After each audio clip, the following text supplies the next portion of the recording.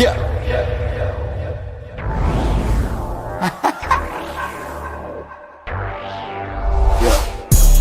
I know they mad for no reason. I'm holding on to change my life.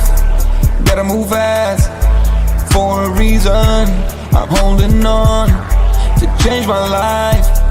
Huddling, I'm staring at charts until I retire. Yeah. Huddling, I'm staring at charts until I retire. Oh, 700K, I'm selling a Bitcoin. Haters mad, but they listen to this one. More profit coming to my direction. You know me, I don't need a mention. I got the remedy, ooh, yeah. They don't just follow me, ooh, yeah. You say allegedly, ooh, yeah. You would subscribe to me, ooh, yeah. Staring at chart, drawing a line. Make a decision, you out of time. Huddling, I'm staring at charts until I retire. Yeah. Huddling, I'm staring at charts until I retire. Yeah. See on stage. OnChain Revolution.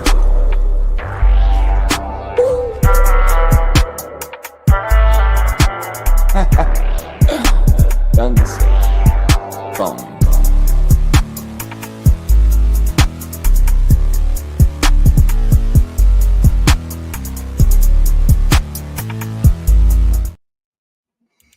Welcome back to OnChain Revolution. My name is Shizzy. On this channel, we cover the entire crypto ecosystem. What is up, guys? We have an amazing show for you guys today.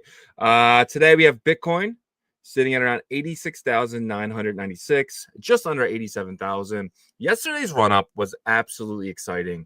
Not for the main reason of, Bitcoin going back up, but it just felt like a lot of enthusiasm coming back into the markets. I know it really doesn't seem that way, but if you're just in the markets like me every single day, you kind of noticed last week and how terrible it was when it came to just being in social media around crypto. Everything was so negative, and I'm starting to see a lot of positivity re-enter the markets, which is really nice. It almost felt like the trip down to 80K was a nice reset for December. I think we kind of needed it.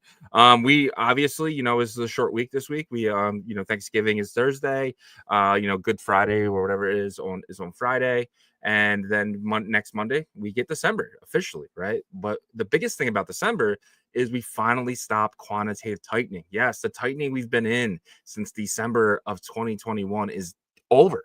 Right, we're gonna start entering a phase of the Fed stop going into the markets and basically selling bonds and taking away liquidity out of the markets. Liquidity is gonna be flowing again. Kathy Wood came out and she even said she thinks by December 10th we're gonna notice a lot of liquidity into the markets that we haven't been noticing because of the Fed is no longer taking it out. So, but that is not quantitative easing. I just want to make sure everyone understands that is not the Fed printing money yet. Will that come? Hopefully. Will it be this Fed or the next Fed? I don't know, right? Obviously, you guys know that Trump will be picking the new Fed chairman. He said before Christmas, which is, about a month from now. And he said, in May that that's the new guy going in. And he's going to be very Trump friendly, which means he's going to be cutting rates, which means he's going to start quantitative easing if Powell doesn't do it by that point. So I'm excited for that. But there is some stuff in the markets, I'm actually even more excited for, and that's the MONAD. A lot of people, I mean, it's always the same people, right? That come out and they just bearish on the new hot thing. And right now, the new hot thing is MONAD. MONAD, is an EVM chain that it moves like Solana. It's so quick. We were using it yesterday on the show. Me and Yagobi were messing around. We bought some meme coins, looking to get in some NFTs, just kind of, just being a part of something brand new, being a part there. Because honestly, there's not much else to do. And that's one thing about the timeline that's just so annoying. Is like people with this, they're holding their bags on for dear life and they're just not doing anything new and exciting. And that's what crypto's all about. Crypto's all about doing the new thing, being excited about something, experimenting, using technology that you've never used before, right? So I just want to make sure everyone realizes that have fun. This is crypto. This isn't TradFi. You want to go hold bags, go to TradFi. But if you want to always be in a new exciting thing like we are, I mean, this is a place for you, and this is the show for you too. So yesterday, if you got lucky enough to get in the NADs, I think we were showing it at like 400K, it's now 2 million. So you did a nice 5x on that. We're going to get into that. We're going to get into a MONAD recap. And at 12 p.m., we're lucky enough to have the great guy at NFT Supply over from Satgo or Satgo. It's the mobile app that will allow you to potentially bridge. I'm going to do the bridge live. I got to do it from my phone, though, because I don't have an iOS app. But it should be fun to see. But without further ado, let's get the show started. Me bringing my partner here, as always, Mr. Yagobi. What's up, buddy? What's up? What's up? What's up? What's going on, dude? So how was your last 24 hours? We were both messing on MONAD. How are you feeling about it so far? Yeah, I think the interest is starting to build up a bit more. Yesterday, there was a lot of people that got their claim or airdrop, however you did it, right? The KOL cards, which I think hindsight, they're probably looking back and saying that was maybe not a great idea. And I'm talking about the MONAD team, because a lot of them were upset that their allotment wasn't high enough value than what they expected. And the MONAD price was going down. I'm in the camp that thinks that was probably planned, right? For day one to not have MONAD just jump off the charts while all these KOLs and all these people have, these airdrops and claim these MONAD tokens, right? So a lot of them fell for it, I feel like, and sold into USDC or whatever they sold into and probably bridged off, while the ones that held, they benefited because today you did see a really strong jump back up for the MON token, the MON token. We're sitting at like 4 cents for 0.041, and yesterday when there was a lot of tears on the timeline, the price was 0.024, right? So that goes to show you just got to be a little patient and things will get going. And that's what it seems like happened, right? The momentum started to pick back up. I knew there was no way that this was just going to be a kind of lay down and flop type of moment for Coinbase, as MONAD was their first ICO launch. They're not going to have a horrible failure of a first ICO launch. It's not, they don't want that on their books. They don't want that as a reputation, right? So this is one of those cases where if you were patient, you're starting to benefit. And now you can see the people that did take the risk of going into the DeFi realm of MONAD chain, starting to see some benefits of that as well. Price go up for MONAD token, then there's more liquidity in the ecosystem, and you're starting to see some of these meme coins starting to show some strength. And it's just day 2, so that's just the first day in the book. So we're going to see how this plays out. But I will say this, and I told you this too pre-show, is that it feels good to have some sort of new opportunity, or at least a chance at something new. And I think people are going to start feeling that more and more as time goes on. Yeah, 100%. I mean, up 75% in the last 24 hours. Absolutely insane. It came out at like 2 cents and a 4, and then now up above 4 cents and almost a 2, right? So it basically it almost doubled, right? And that's exciting, but this is the same thing that happened to XPL, but XPL was smacked in the face with something called 1010, right? So that nobody was really expecting. I think that XPL would have continued some upward momentum. I don't really know. But everything lost liquidity on 1010, and the stuff that was brand new got hit the hardest. So hopefully nothing like that happens. But I can definitely see MONAD potentially doubling from here, because it's only sitting at a $500 million market cap. I understand people are talking about the fully diluted, but it's hard for me to think that you're going to see 900 million tokens, or 90 million tokens hit the market in the next year. So I'm sure it's kind of stacked where it's like 10 15 years out. So I'm kind of thinking potentially this could hit $1 billion, undiluted, right? It's sitting at this market cap here. So if that does happen, I mean, you could see everything really explode, from NFTs to meme coins to everything else. Well, they got the support network, right? I mean, you got Coinbase, obviously, and I keep bringing up that their first ICO, because that's a big deal, right? Coinbase plans to do more of these. Secondly, you got the most degen chain supporting them as well, wanting MONAD, wrapped MONAD available on Solana day 1, which it is, right? I think Radium has the pools for it and all these things. So they're getting support from the right players. And so I think a day later, we'll start to see some more positive feelings towards the chain and in ecosystem and token. We got some interesting comments here from Mice Elfie says, I got a play with my nads. Well, I mean, keep your private stuff private. No, I'm just kidding. But, that obviously the NADS token has been a runner, day one runner. We'll see if it can maintain. I think that ticker is amazing. None of this is financial advice, but you guys know, kind of how I feel yesterday from that ticker. It's just, there's so many play on words you can have with it, right? Steady lad, about to deploy, that type of situation.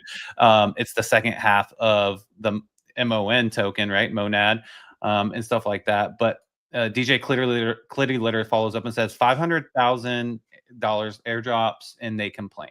500K airdrops and they complain. Yeah, I mean, that's the problem, right? It's almost kind of like our space is entitled, especially the KOL part of the space. I feel like they're a bit too entitled, especially for the market that we're in.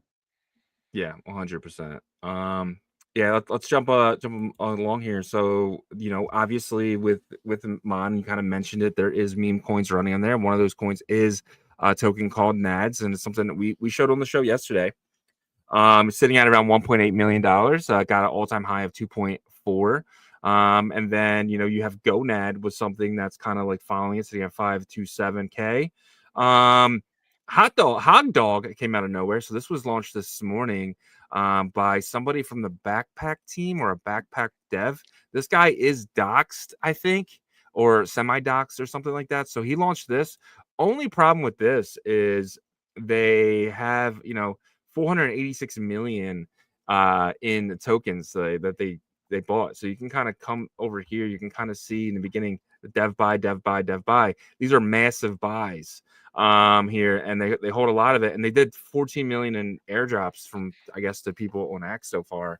But how do you feel about the newer ones, and how do you feel about like the older ones? How do you feel the top three, I guess? So I get a little bit of a similar feeling to the abstract ecosystem, but the difference is I feel like this is going to have more exposure to like the masses, right? Across crypto Twitter. I feel like the abstract launch was a little bit like you had to go search for everything, and it kind of, yes, there was exposure happening. It was during February too, I think, when they launched, around there. I think like early spring, late winter. And it was after kind of that depressing, Trump token taking all the liquidity out. Then you get the Melania token and then Libra and all that stuff, right? So everybody's kind of like, what's happening? Like all our tokens are getting wrecked. So I think it was unfortunate they launched around that time period. But this, it's similar, but it's getting more exposure. Coinbase launched it, all this stuff. So, where I see the similarities though is, we know where the main launch pad is. It's nad.fund. So we've established that. That's good. That's where most of these winners are going to come from. But the follow up to that is now there's going to be runners here, right? And we see that NADS kind of took that lead, right? It's cultish, it has a really good ticker, all that stuff. But will it play out like something like Yup did for the abstract ecosystem? I don't think so. I think Yup was just kind of a force, like it was first. A lot of liquidity went into it. NADS has a lot more relevant kind of connections in the name and all those things, but you never know. That's the problem with a lot of these meme coin launchpad ecosystems is you don't know. The good thing is it's new, so there will be a couple winners. Something like Hog Dog there, that kind of made me shy away a bit whenever I did see the developer percentage or the top 10 holder percentage. But who knows? I mean, they could push it to $7 million, and that's the biggest thing is technology wise, number go up technologies always performs the best, right? Because everybody hits FOMO, right? But you got to be careful once you get some experience in this realm, which means that you've gotten beat up a lot playing these games. Then you kind of know, okay, top 10 has this percentage. What are they going to do? Have they been communicating on X and these type of things? And so as of now, I would say NAD seems to be the leader, but it's still kind of anybody's game until it takes a very, very decisive lead. I think if it were to get to like 20 million, I think most people would say, okay, NADS is the main meme on MONAD. But we're pretty far from that. We're talking about almost a 10x from that. You're at 10 or 20 million right now. We know how hard it is to climb up the market caps right now because of the market, but we'll see if the energy continually increases. And that's what you need. You need more players, more participants in this type of market for you to hit that $10 million market cap, a $20 million market cap. But one thing that does help is Monad's token, the MON token, going up in value. Yeah, well, that was big for the XPL. That's kind of why this whole thing kind of reminds me more of XPL than it does Abstract, because there's Abstract didn't really have a token then, so there was nothing to like really compare and understand why these tokens were going up. And that could have been another reason why the tokens really didn't sustain, right? Because I think once you have that leader, you can kind of you kind of can play off that, right? So for instance, with the with Trillions and XPL, I was able to play off the XPL token. Okay, XPL is going up. I feel safe. I still feel good in this. You know what I mean? Same thing with this. It's kind of like, okay, as long as Monad can continue its push up here and potentially even get to 5 cents, then I'm very safe in all these meme coins. I'm not taking any profit until the MON token drops below potentially 3. Right? If it drops below 3, I'm going to get out of everything, because then I just know it's kind of like green light, red light. It's like when MON's running, it's green light. Get into anything. The NFTs are going to run. The meme coins are going to run. There is, opportunity everywhere. But like, I think, so these being the top 3, I do like them.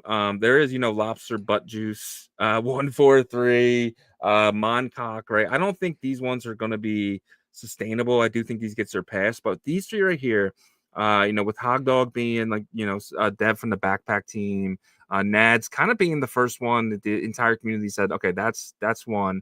And then Go Nad, where there's this guy on X, right? And he's just pushing it really, really hard constantly. And he's 137,000. He's not a part of the, the team or deployment or anything. He's just it's kind of his choice, right? His choice to push. So that's why I kind of feel like GoNad is there. But let me ask you this: in 24 hours right now, potentially, are you seeing something else in the top 3, or do you think it's going to be these 3?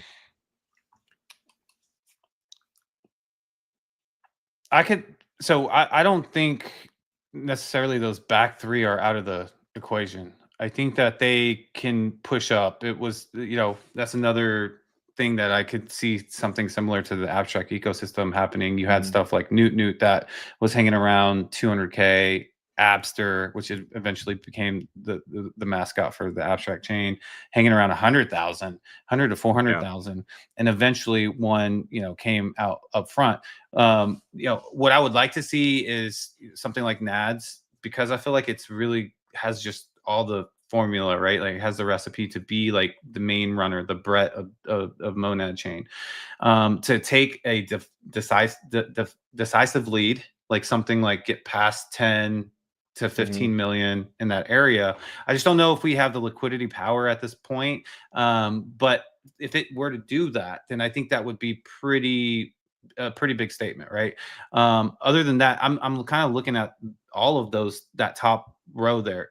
Below that, I think those are out. That top row is where I think, even the ones that are smaller market caps like Lobster Butt Juice, Moncock, and 143, right? So I think that they have a shot, but they're obviously behind. Yeah. And, there is potentially something dropping today. Not really sure if to trust it or not, but it's this one right here. It's called Chog. Will launch in at least 2 hours from now. So this is something from this guy Benjamin. Let me actually pull up his X account. It's first. There he is. First Benjamin, and apparently this guy's gonna be launching with the mascot. Apparently this guy is the mascot, and he's launching the token here in about potentially an hour or so. And this could be something that could actually compete with the top 3, correct? Yeah, it could, because they are, saying that it is the mascot of Monad chain, right? Chog. And there's been some Chog tokens that have launched that I guess they're saying that's not the official token and all those things. So we'll see how it goes.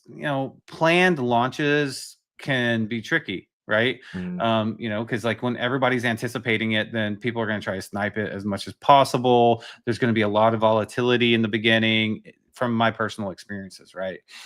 So but the potential of something like a mascot of the chain could do really well, especially if it's backed by some of the founders and all those things. He has a pretty good following, this guy. I think he has like 50,000 followers, and I think there's an NFT project associated with it too. I could be wrong with that, but there's potential for it for sure. It's just, in my opinion, I expect volatility in the very beginning of it. Yeah, and it says Chag emerged as one of the first memes to come out of the MONAD community, born from a failed AI experiment. Since then, he's grown into a symbol of MONAD's culture, memes, fun, and a place to belong. Our vision is simple: onboard the masses, expand the brand, and build the biggest on-chain community in crypto. I actually have a little video here on YouTube.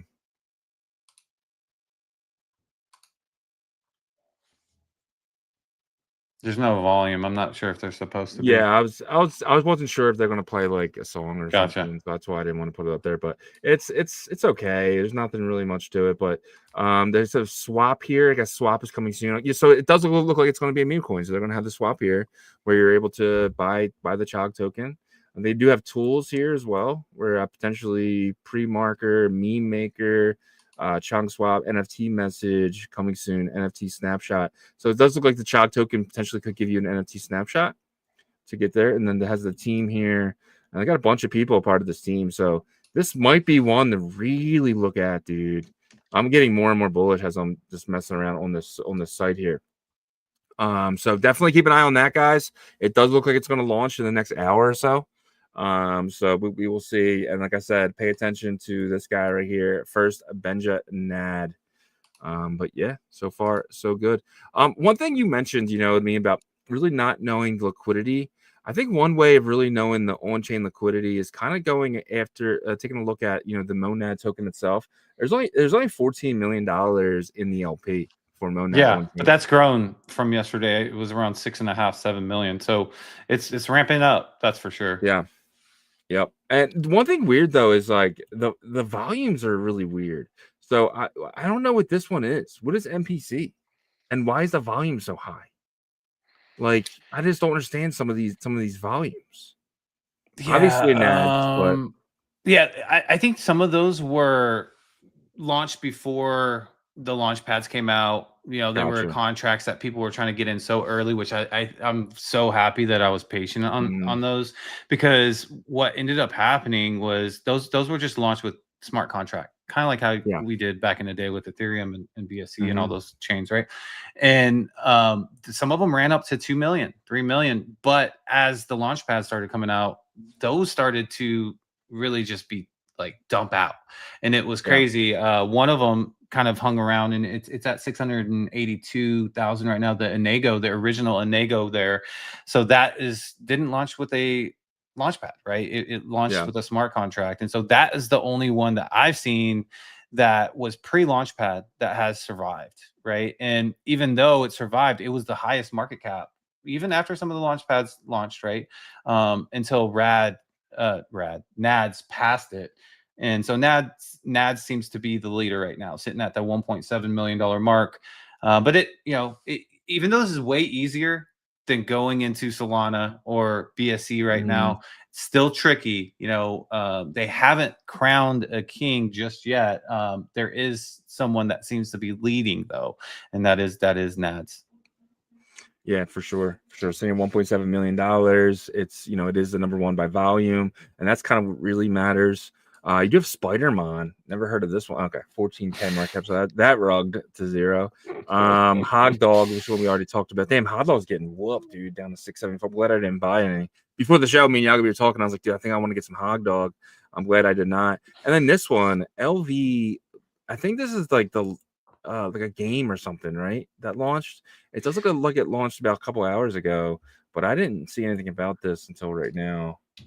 LV Mon. But I'll look into that after the show.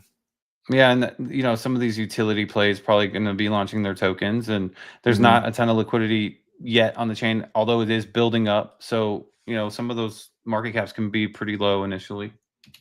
Yeah, for sure.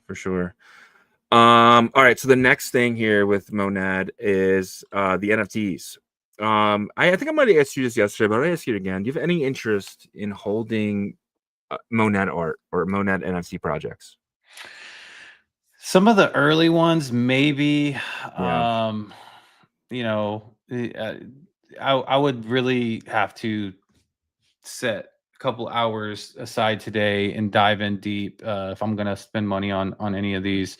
But I do think that a couple of the top collections will do well. Same thing with Abstract's ecosystem. Same thing with Chain's ecosystem, right? But you just got to know that that's going to be on the side unless there's an early flip opportunity, which there sometimes is, right? But you're not looking at, don't expect that really high percentage return that we saw in 2023 with ordinals. Obviously, ordinals, Ethereum are the top of the top when it comes to that. And then you got the ecosystems below it, right? Like Solana and stuff like that. When there's just because right now it's new and it could be hyped, I think you can flip for some like small profit percentages there. But if you want to see those large gains like NFT season, first of all, those size gains might never come back. But if NFTs or when NFTs does have this rotation again, that's when you're going to see your larger flips, right? So you're either going to hold or you're gonna have to work really hard to get that percentage gain now, or hold for a sizable gain in the future. Yeah. One thing cool though is like they create a video for each NFT. That's something I've never seen before. So every NFT will have its own little video. Obviously, it's AI generated, probably using Grok or something, but I thought that was pretty cool. Something different, I guess. This one's interesting. It's Wazi on Monad. It's not public yet. It's whitelist only. It does look like it's going to go public here soon. I'm not really sure. Is there a clock that I'm missing or something? I'm not seeing it. But this is the one that I'm interested in because there's 8,888. The Wazis are a community that I think built the puppets, right? So that's kind of like where I'm kind of seeing or opiums and then became the puppets as well. So I am actually looking to get in me a few of these. I did really well in Abstract in the early days of NFTs. I got into some really good collections cheap and I did make some profit, not huge profit, but I will be trying to get something. I don't want to get in these small ones. Stay out of these small ones, guys. From my experience, I think anything lower than 5,000 usually they're really hard to sell, really hard to sell. So I'm just kind of waiting to get some of these larger, projects, the 8,000 to 10,000 collections, kind of see them moving. I am looking at Chewy though, potentially maybe grabbing a couple of these just to kind of open when it's ready and kind of seeing if I get something rare. But I don't really know. I might not. I'm just kind of brainstorming out loud here, but I'm definitely looking. It's definitely interesting. Especially with the backpack guys, it does seem like they're in Monad, and it looks like the backpack guys they created Mad Lads, so they actually might be trying to maybe bring back some maybe a derivative of Mad Lads for Monads or maybe Mad Nads or something. I don't know, but it could be interesting. We'll see. Yeah, I don't want anything to do with that in terms of like derivatives of those type of NFTs on Solana and stuff. I think if I was interested in anything, it would be unique to Monad Chain. But I could see that you like the ones that are the reveals later. It's kind of like the packs with Pokemon packs. Yeah, it can be fun, right? So it's like, did I hit? Did I miss? Type of situation, and do I keep it unrevealed? Because if the collection ends up being worth a good amount, sometimes some people do. They don't want to have that shot of having just such a I guess low floor one, and so there's different strategies to that. And I'm not sure if they all reveal together or if they have to go scratch them. Well, there's one project, it's called like I think the Bears. It's on Abstract. It was Bearish, and you get these block of ice, and then you can run over to the website and you can unlock it, and you actually shows you what you had. But for me, it was just keeping the ice block. That's how I made most of the money, because everyone was opening them. They got rarer and rarer, and I just held, and then flipped them all for like triple the floor price because everyone wanted to open a new one because everyone was chasing, because the team came out and said, hey, there's this rare one and hasn't been unlocked yet, and it was like everyone was kind of chasing it until it was found, and I sold out mine before it was found, right? So I got like 3x the floor price because I didn't unwrap it. So that's something you guys can look into as well. But like I said, you're probably going to lose money in a lot of these NFT projects, but if you can get lucky and get something like super rare or something, then you can make some money. Yeah. But yeah, man. All right. Let's kind of get, so that's the Monad day one recap fully in there. So, but let's jump into the next thing here, which is US PPI came in at 2.6, expected 2.7. This means core inflation is cooling down. Remember, this is information, this is data from September. So we haven't even gotten October's data yet. So, but PPI usually forecasts CPI. So we can expect potentially a good December CPI number when we do get it. Odds of U.S. Federal Reserve cutting rates flew up today. Absolutely went insane, up to about 86. It was 85 this morning. Now it's 86. How are you feeling about a rate cut now? Just last week, I think we were saying potentially no rate cut. Now we're looking at a rate cut here for December. I mean, I try to look at Bitcoin's price, right? And it seems like we are in an uptrend now, right? I mean, I guess compared to where we just came out of, right? Some people could say, well, until we have really gotten above 90, 93.3, we're in sideways. But the good news is the downtrend has been halted for, now at least. And it seems like, price action is going up, right? So, we'll see how much of an effect it will have. That's gonna be very apparent soon. I think this week's a little weird because it is a holiday week for the U.S. people, so maybe we don't see it as intense until the beginning of December, which is next week, right? Mm-hmm. And that can kind of all play into the timing, right? People are saying December, not people are saying, the Fed is saying that stopping quantitative tightening December 1st. Now the percentage of the rate cut has gone up to 86%. So there could be a lot of catalysts working together for that first week of December, and see how we at least finish the year. We have 1 month pretty much to kind of save this quarter, and we'll see if it all comes together, because it could. And in that situation, we could see some positive price action, a little bit of energy. You got MONAD. Next week you have Spark. Maybe there's another mega ETH. I'm not sure if they're going to be doing anything before the end of the year, but there's some opportunities popping up here and there, and they all can kind of flow to those opportunities as well if we start to see some positive price action altogether. Yeah, 100%. And markets are forward looking, and I think there's a lot to look forward to, right? And your point, next week is the second coming out of the holiday weekend, technically, right? Because with Thanksgiving being Thursday, you have Friday, Saturday, and Sunday to kind of withdraw from that and kind of get your brain back together. So Sunday night, and then Monday morning, dude, we could really see a lot of momentum from just in general, right? People like saying, okay, Santa Claus rally's in. Where am I positioning myself for the end of the year? Where am I positioning myself for next year? What opportunities do I see? What opportunities do I want to get into? I think December really comes with a lot of thinking and a lot of preparing and potentially a lot of moves to be made.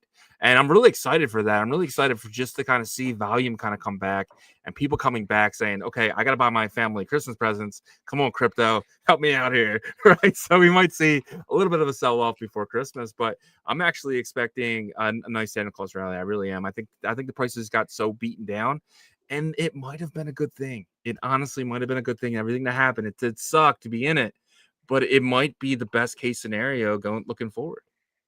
Yeah, and you can reset expectations too, right? And I think could be one of the biggest things, because it's not that like we had a bunch of moon boys and all this stuff. Yeah. Yes, that happens every cycle. That happens in the crypto space, right? But the ones that were bullish, they had right to be bullish in terms of timelines and stuff like that. Now, macro is more involved, or at least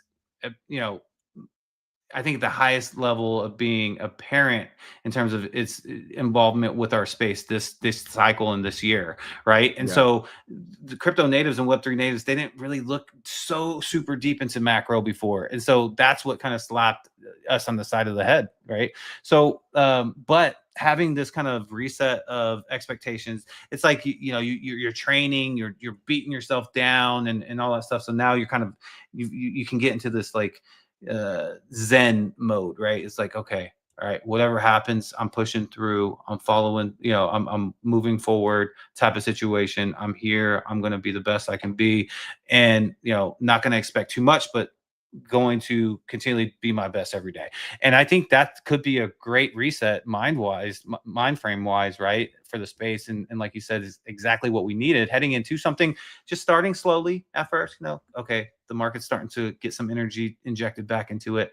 All right, cool. All right. Now I'm back into a good headspace. How am I going to play this to finish the year? Yeah, 100%. And I don't think it's really not to finish the year. Like, how am I going to prepare myself for Q1? Do you think a lot of people are thinking that way? What can I get into now to kind of sell in potentially May? Sure. But I for me at least, like, I have my perspective on how I feel like Q1 could go, but I want to take it, almost kind of week by week in December, right? Obviously, if the first week gets pretty aggressive and bullish, then I will play that second week and maybe start thinking about the third week at that point, right? So it's just being prepared, but at the same time, not getting too over excited, or trying to basically control and calm the emotions, because I think that's where a lot of people really get caught up in crypto. And I'm talking about myself, a lot of this as well, and so whenever you can nothing happens when people are anxious, you know what I mean? And I was telling you that yesterday, or nothing good happens, I should say. And so if you start freaking out because you need to hurry up and get these type of assets and that type of assets to be ready for Q1, I think that, you could be impulsive and things like that. And so, I kind of use the MONAD launch as an example of how I want to play the rest of this year and going into Q1. And I know you're like, well, that's not necessarily, that's a small situation compared to the future, but the anxiety and the anxiousness and stuff like that can really bring the emotions more into the equation. And I'm trying to take the emotions more out of the equation. I guess I'm kind of mainly talking about the more normal guy, not the people who are in the trenches like us, right? I'm talking about the guys who potentially, have you have a job and you're kind of preparing for potentially a Q2 next year that could be big. Something like on the strategy of like a dollar cost average. Like, I'm not saying like go buy, but I think in December you need to come up with a plan just in case Q1 is bullish, right? And in that sense, with something like Tau being, having in December, I think starting a DCA strategy now until that point on Tau could be a good idea. I think starting a DCA strategy on Polygon Matic could be a really good idea, for the fact that everyone's really looking at the poly market, right? But there's no real way to invest. The easiest way to invest in that is get the chain that has it, right? So I think if you have your head straight and you're kind of looking for May and you just want to DCA and you have exposable income where you can take $200-$300 off the top of your check and throw them in crypto, I think that honestly is the best strategy out there. And I think looking into potentially a bullish Q1, I just don't want to get in Q1 and then not be prepared for it, and sitting there and saying, damn, I have too much cash on the side, I have too much Bitcoin, and I just kind of missed a lot of opportunities. Well, I think the people that fall in that category of being able to DCA and those things, that you're either bought into the space and the idea of it, or you're not, even if you're talking about the level of just using centralized exchanges and stuff like that. Of course, I actually think those people are more safe than the ones that are deeper in right now, because they have been DCAing. I think the ones that really believe in it and they use centralized exchanges and stuff like that. I'm just saying, because they look at the scared, bro. They look at the prices. The ones that know enough, and they, like I said, they believe in the space. They feel like the space isn't going anywhere. When they see Solana at 130, or they see their favorite asset XRP at $1.45, then they are DCAing those in, because in their mindset, dude, they've been doing that for so long, right? I'm telling you, dude, just my experience on TikTok. They're like, can I get Solana at 110? I don't want to buy at 140 if I can get it at 120. Should I buy now, or should I buy at 120? Should I buy this at now? Dude, they are freaking out. Like, when Solana loses $10, they freak out. They don't want to add any more money to the system, and that's most retail. Yeah, they freak out, but then they ask you if they can get it, if they should wait till it gets $10 cheaper, right? So they want to do it. They want to do it, but they don't pull the trigger, and that's what's scary about potentially Q4. Them thinking they can get it for 130 and then going to 150, and then they but you already know the answer to that, because we've heard that so many times. It's like, if you feel like this is a cheap price for that asset, then and you're doing a DCA strategy, then first of all, you don't ever put your eggs all into one purchase, right? So DCA that strategy, right? And not financial advice, but that's everybody that has a brain knows that that's how it works, right? So That's not true. what do you mean? You'd be shocked, dude. People don't know what DCA No, means. no. I'm saying that has been in our space. You know what I mean? That has been in our space. You don't have to be super deep into crypto to know what DCA means. You know what I mean? You can be like buying it and stuff and have heard it on a regular YouTube Cryptos R Us channel. But my point that I'm making is that like that whole strategy isn't about putting all your eggs in because it's cheap right now. It's if you feel like it could get cheaper, then you portion that, right? And then you dollar cost average. That's the whole name of it, right? As it gets cheaper, then you deploy more of what you have, right? So, I mean, I get what you're saying from what you're saying that you're seeing on TikTok, and people are scared. I think everybody feels like something's weird, whether you have like that level of just DCAing through centralized exchanges over the past 10 years, or you're deep into Web3 native and you do a bunch of DeFi stuff. Like everybody knows that something's been off the past like 4 months, right? Like everybody can feel it. So, they're asking those questions of, what's happening and stuff like that. But the people I was just going about my point though, of when I was saying like you can't wait till like you said, but you want to wait till the first week of January and start looking into there. I think that's a total mistake. I think you should start preparing for Q1 in December. Well, I think you should have a strategy. That's not what I said. Well, you said you're going to wait till the first I take it week by week though. So if I'm taking it by next week, because this week was amazing, then I'm going to have a different perspective next week as I did at the start of the previous week, right? For me personally, and I'm someone that's been in the space, so I think that's a little different situation, right? Versus someone that, and people.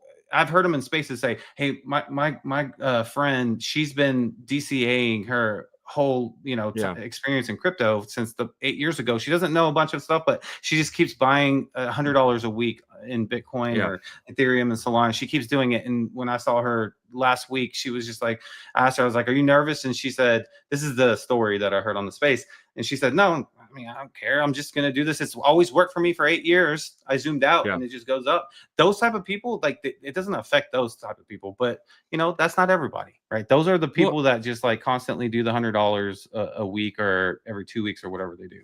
But she won't catch the top either. Look what we're trying to do, right? So she's not going to worry about the top or anything. She's not going to sell. But I'm trying to like educate the people who are potentially going to buy in December and try to hit the top the best they can, right? That's the whole point of these cycles. If you still believe in them, is trying to catch the low and then trying to catch the high and potentially wait a little bit of period and then start your DCA again. That's the people that I think are going to make out the best. The people who have a DCA all the way through, don't care where the bottom is, don't care where the top is. Their portfolio outperforms. They have a 401k, in my opinion. Their portfolio has outperformed a lot of people's portfolio, including that guy that does well trading. I think it was Alpha Gamer, right? And he was like, I don't like that type of approach because I don't see the opportunity, because it's not there in my face, But when we compare our portfolio performances, she's outperformed me over the past 6 to 8 years, right? It's going to be different once we get a bull run, because she's not sitting on some altcoins. But she also we haven't had a bull run in 5 years. She also just believes in, I guess, Bitcoin and Ethereum. She doesn't want all of the headache and trying to guess this and that and the other, right? But I mean, at the end of the day, I think it worked for her. It probably is going to work even more because of the way that the space is going for that type I disagree. of approach. I think it's working for her so far, but we haven't had an altcoin season whatsoever. And once we do, she's going to get outperformed by she's been doing it for 8 years. Of the people that are here. But she's the people who are able to catch the whole point of this conversation was, what are you doing in December to kind of prepare yourself for next year, right? For the Q1 be in the space every day. Well, I mean that's what I'm saying, but a lot of people are scared. A lot of people are saying they don't want to get in yet. And you know what I mean? So that was kind of the point. But we can move along now. Let's kind of jump into the Bitcoin price action and crypto bubbles. Kind of see where Bitcoin's doing right now. What are we at? Back over 87, so that's good to see. Yeah, it's definitely looking pretty, pretty good. Like it sustained its strength that we've seen from yesterday. But before we get into the Bitcoin price action, help us out like you guys always do. You guys are awesome. Smash that like on YouTube and subscribe to the channel. Turn your notifications on. All those great things. And on X, let's share the space, right? Let's get as many people in here as possible. And same thing with Abstract, Pump Fun streams, all those great things. Zora, what's up to the Zora community as well. But we appreciate each and every one of you guys. Let's get into some price action here, bringing up Bitcoin on the hour chart. As you can see, this is what I was talking about earlier, saying that, hey, look, it looks like we're starting an uptrend, but this could definitely be a sideways trend. It looks like it's, in the short term in this uptrend, but we got to get past this price point here, which is 92,900. So 93,000 and sustained. That's really when that uptrend on the hour chart, at least, will kick in. But let's take a look at what's happening on the indicators here. You can see the stochastic RSI here looked like it wanted to escape the sell oversold territory, but it did come down here, and so we are still kind of stuck down here. We want to see this at least pass over the oversold territory, that 20-point mark, and then start heading towards the middle here, which is the 50-point mark there, or the 40-point mark, I should say, and head towards overbought, right? That would give us a signal that, hey, look, it's kind of getting away from that sell pressure. And the same thing with the MACD in terms of, and just, I guess, sign of that we're coming out of this. We need to see this blue line really start to curl up here and touch and cross over that orange line, actually. And we're just not there yet, but we are seeing this be broken down. It was broken down a couple times before, only to go back into sell pressure. But this is a second attempt here, so this looks like it could be an opportunity to come out of there and go into some buy pressure that would make a lot of sense to me, at least. If it's been broken down twice, that eventually we are going to start to get into that upward price action there. So setup looks decent. I do want to see a bit more, like I said, that stochastic getting to the middle, that 40-point mark, and then that blue line crossing over the orange, which this will close up and get a smaller MACD candle as well. In terms of support and resistance, let's take a look here at the price point that we're at right now, which is the 87,300, which is looking good. Oh, no, actually, sorry. We are at 86,900. Still not bad, though. Right below 87. And this is going to 6 a.m. Central Time, so 7 a.m. Eastern. You can see here that, the battle is being won by resistance in this area here. But right below that, the support catches it, right? So support is catching it there. And then it flip-flops again to resistance. So it's kind of back and forth. Doesn't really know where it wants to go, it seems like, in terms of support and resistance. And if you just move up, it just keeps flip-flopping, right? These areas, low volume. So if we get up there and we do have some buy pressure really kicking in, we could zoom through these areas here. But as of where we are here and the highest point of volume, which is the 87,000, it is, getting pushed down by the resistance here. But that doesn't mean that, we're going to have a continuation of the sell pressure and all that stuff. It just means that we're fighting that right now, right? And below that, the fighting is happening from the support side. So it's kind of ping-ponging back and forth, right? So these are both the top two volume areas. So this could really, push through, or, get exhausted of trying to push through and then start to fall down here. But, as of right now, it seems like it wants to go up. So we'll kind of keep watching this for the next 2 to 4 hours and see if we can bust through here and actually start an uptrend, getting to 88, 89, and really trying to challenge that, $90,000 mark is going to be very important to switch momentum. Again, this is a holiday week for the US, though, so it's going to be interesting to see how we play today and tomorrow out heading into Thursday, because Thursday I expect very little volume at all, and it's going to be more of a global type of volume situation, less from the US there. But that is the hour chart. I do see more sideways, possibly having that thrust up to push out a sell pressure, but it's not done. The sell pressure, we're not officially out yet, so it's going to be interesting. I do need to see a little bit more data of the next couple hours to see what happens here. So that is the 4-hour chart there. Let's take a look here if my browser will cooperate with me. Going into the 4-hour chart here, Got so many lines over here. Okay, so the 4-hour chart. Man, the setup's a little tough here, right? You can see it looks like it wants to close out. So this kind of makes me feel like that hour chart could actually more head towards the sideways to the downtrend, because you can see this. It looks like it wants to close up this buy pressure here on the 4-hour chart. So yeah, but we'll see. We'll see. You know, this could stay open. It could open back up into another, situation like this. This was short-lived after it started closing up, but it at least had a thrust back up here. It's going to be interesting to see how this plays out. As of right now, if I were to say what it wants to do on the 4-hour chart, it seems like it wants to close out of buy pressure, right? But that is, who knows? It could blow back open. We could have a change of direction. This is definitely a different situation than kind of what we've seen here. It's been downtrend up until here, and then it's almost kind of sideways with a little bit of, we need to get past here, right? That $93,000 mark I was showing you guys on the 1-hour chart. We can get past that, and then we can start the uptrend. But as of right now, it is still, and then this right here, we just need some good news, change things around. And if we do go into sell pressure, just have it be short, right? Like a really short session, but that will probably take us back down to like 85, maybe 84. We'll see how it goes. But that's kind of what we're seeing here. It didn't really make me more bullish on the shorter time frame, but we'll see how the hour chart plays out. And then we'll go into the daily and then hit Ethereum here in a second. We got Patty Poo in the chat there. He says sup Patty Poo. Where's our moon forecasts? We need our predictions with the voodoo stuff or psychic moons. But all right, astrology, right? Yeah, there we go. I was hunting for that word there. Okay. No The daily chart looks like, man, I do like the setup for the daily chart though, right? So it's kind of back and forth, like flip-flopping the shorter time frame and then the 4-hour and then the daily. Now, of course, the shorter time frames affect this, right? So we really need that hour chart to really just thrust up, have some big news come in and Bitcoin shoot up to 90K, and then we can get out of this nasty sell pressure that we've been in for quite some time on the daily chart. I mean, this was nothing here, that buy pressure. We've been pretty much sell pressure since 9th of October, because this is such short-lived here. It's about time we get out of here and go sideways at least for a little bit, and then pop back up, but we'll see how that plays out. So that is Bitcoin for you guys.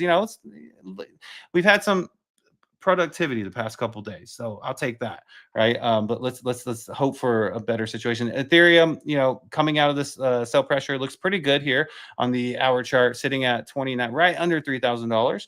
We'll see if it can continue this. So the setup looks really good here. 4 hours, similar to Bitcoin's 4-hour.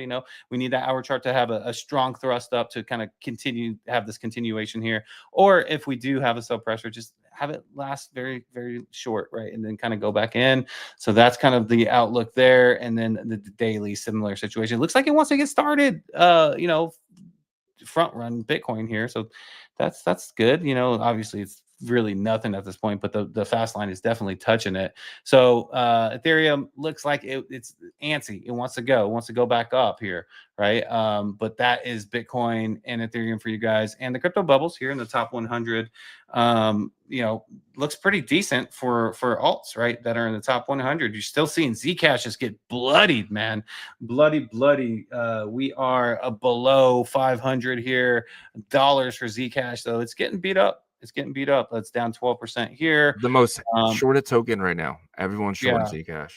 Yeah, I wouldn't be shocked if Monad was number 2, but not anymore, because those people got wrecked probably this morning. But Dash is down as well. So privacy kind of taking a hit here. Dash is down 6.7%. And then you see kind of across the ecosystem here in the top 100 tokens, you're looking at an average of about 4 to 6%. Some of these anomalies sticking out here. Caspa, wow, Caspa's up 20%. Are the maxis still mad and they're looking for a proof of work token? Is that what's happening? Because they seem to be very disgruntled these days. Maybe they need to change out their diapers. No, but you got the Quant token here up 10.8%. 1.7% here. Pepe pulling up 2.93% there. Hyperliquid pulling up about 3%. Aster, 3.5% there. You got Story Protocol, big winner today, up 15%. SPX meme coin up 10%. This is Murad's favorite baby coin here, or his favorite. Dude, he said coin. they can pass Doge. Isn't that crazy? Yeah, he did say that, didn't he? Bonk, he said a lot of stuff though this year. We'll see if any of it really plays out. Bonk up 6.8%. Wolfi up 4.6%. Tau up 4% there. Let's take a look at the top 200. See if anything sticks out. And always, as always, just drop your coin in here if you want me to take a look here. You see Mon, oh my gosh, up 70%, sitting at 4.042. So definitely a bounce back here.